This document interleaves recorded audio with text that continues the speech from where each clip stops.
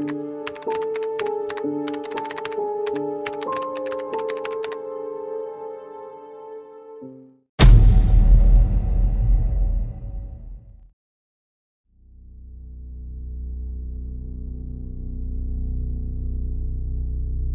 अनुभव शिव खोमाने यांनी आपल्याला पाठविला आहे.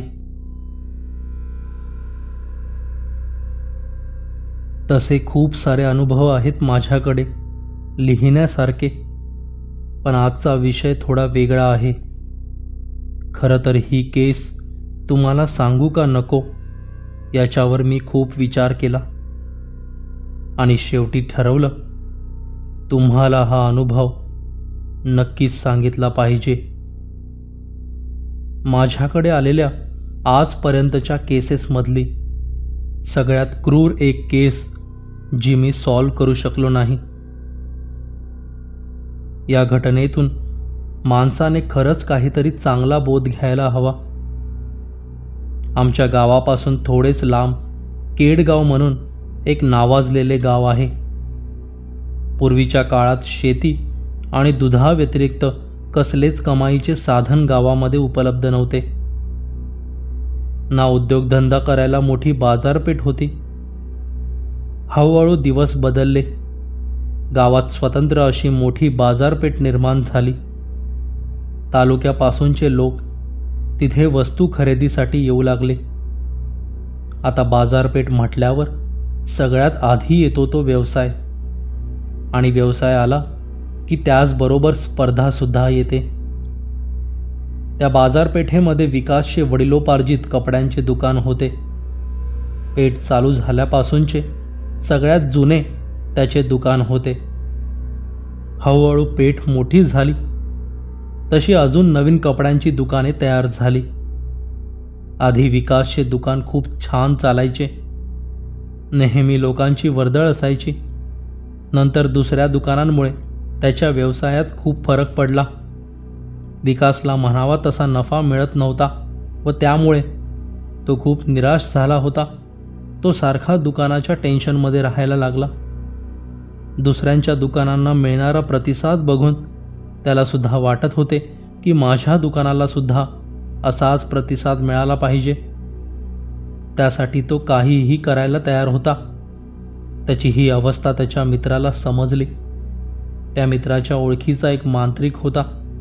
तो एक दिवस विकासला घेऊन त्या मांत्रिकाकडे गेला. विकासने त्या मांत्रिकाला त्याची सगळी स्थिती सांगितली आणि त्याचा व्यवसाय, त्याची ही परिस्थिती बदलण्यासाठी तो काहीही करायला तयार आहे हे सुद्धा सांगितले. मग त्या मांत्रिकाने त्याला एका शक्तीविषयी सांगितले. ती शक्ती त्याला किती फायद्याची आहे हे सुद्धा पटवून दिले.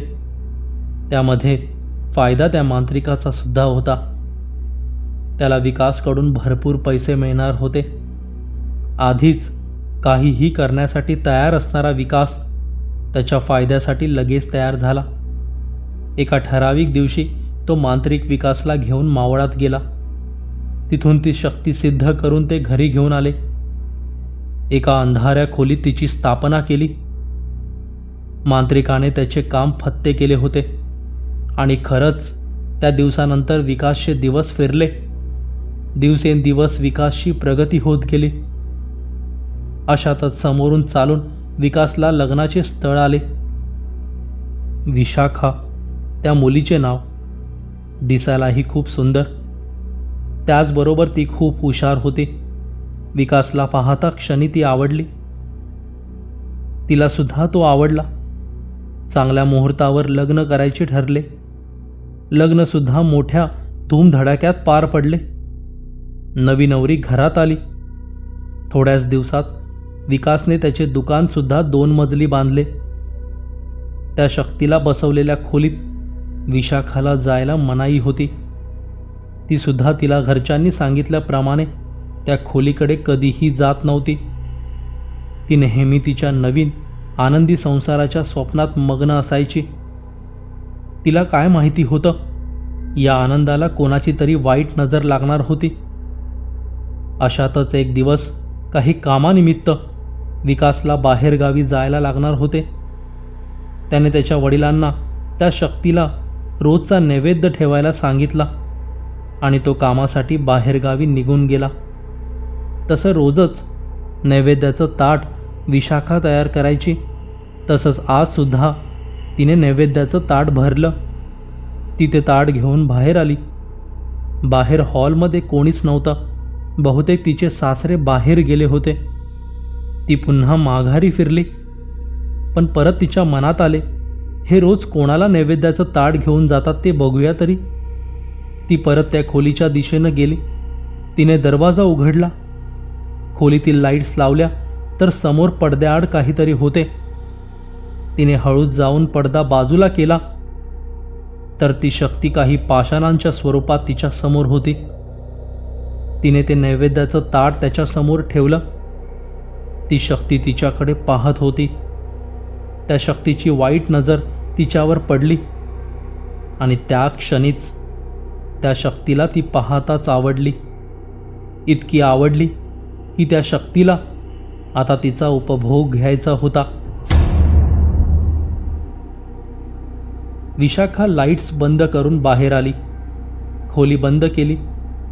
दिवसभर तिचे काम आवरले. विकास कामानिमित्त बाहेर गेला होता, त्यामुळे ती एकटीच तिच्या खोलीमध्ये झोपली होती. निम्म्या रात्री कसल्याशा आवाजाने ती अचानक जागी झाली. तिने उठून पाहिले तर कोणीच नव्हते. ती परत जाऊन झोपली.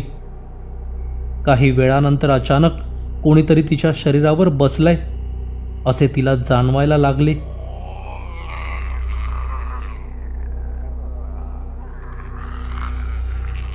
तसे तिने पटकन डोळे उघडले तर एक काळी सावली तिच्या शरीरावर बसली होती.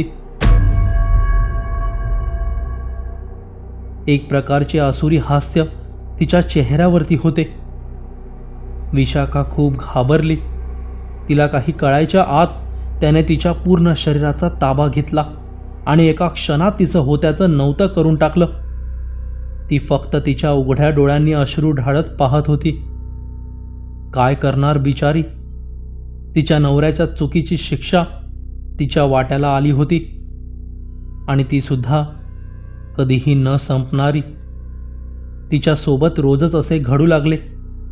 विकासने विरोध केला तर त्याच्या विरोधाची शिक्षा त्याला खूप मोठ्या नुकसानीच्या स्वरूपात मिळायची. विशाखा खूप काही भोगत होती आणि विकास फक्त पाहत राहू शकत होता, पण काहीच करू शकत नव्हता. त्याने त्या मांत्रिकाकडे मदत मागितली, पण दुसऱ्याच दिवशी त्याला कळले की तो मांत्रिक हृदयविकाराच्या झटक्याने मेला. आता तर तो खूप घाबरला होता. तो खूप लोकांकडे सुद्धा गेला, पण त्या सगळ्यांनी त्याला हात जोडले. विकास त्यावेळी माझ्याकडे आला. घडला प्रकार सांगून विकासने माझ्यासमोर हात जोडले. माझ्या बायकोला वाचवा, मी तुम्हाला हवं ते देईन असे म्हणून तो गयावया करू लागला. मी म्हणालो, अरे लाज नाही वाटत का तुला? एवढा वेळ तुझं ऐकून घेतलं तर मला तुझ्यासारखा समजलास का? तुला मीच काय, तो परमेश्वर सुद्धा नाही वाचवणार. तुझ्या चुकीमुळे तुझी बिचारी बायको शिक्षा भोगते आणि कुठल्या तोंडाने देवाकडे आलायस? त्या मांत्रिकाऐवजी देवाच्या दारात गेला असतास तर एवढी वाईट वेळ आली नसती तुझ्यावर. त्यावर विकास म्हणाला, माफ करा मला. माझ्याकडे त्यावेळी स्वतःच्या प्रगतीचा हाच मार्ग होता. मी म्हणालो, काय मिळवलेस प्रगती करून? घरच्या लक्ष्मीला त्रास देऊन? थोडी वाट पाहिली असतीस ना तर तिच्या पायगुणाने तशी पण तुझी भरभराट होणारच होती. विकास म्हणाला, मी खूप अपेक्षेनं आलोय तुमच्याकडे. तुम्हीच काहीतरी उपाय करा. मी म्हणालो, तू बऱ्या बोलाने निघ इथून, नाहीतर माझ्या इतका वाईट दुसरा कोणीच नसेल. तो रडत बाहेर जायला निघाला, पण त्याच्या त्या खोट्या अश्रूंवर मी लक्ष नाही दिले. तो निघून गेला तरी माझ्या मनातून ही गोष्ट जातच नव्हती. त्या बिचारीने काय वाईट केलंय? त्याची शिक्षा तिला का? मी तिला वाचवू शकतो. दुसऱ्याच दिवशी सकाळी मी त्याला हेच सांगायला फोन केला की मी येतोय तुझ्या घरी. तर समोरून कळाले की विशाखा रात्रीच गेली.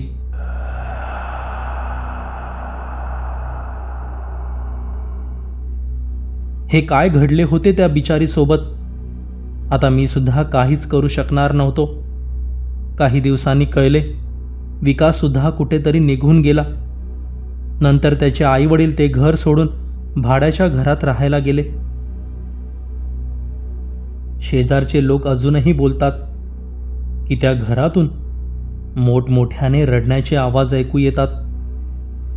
विशाखाचे फक्त शरीर सुटले होते, पण आत्मा अजूनही त्या शक्तीच्या ताब्यात आहे आणि तो ती क्रूरता अजून सुद्धा तिच्या सोबत करतोय.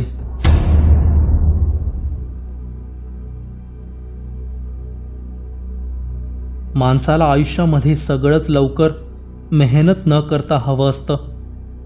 म्हणून माणूस असला वाईट मार्ग निवडतो आणि चूक करून बसतो आणि मग अशा स्वरूपाची भयानक शिक्षा भोगतो. खरं तर कष्टाने मिळालेलं टिकतं आणि असल्या शॉर्टकटने मिळवलेलं नष्ट होतं.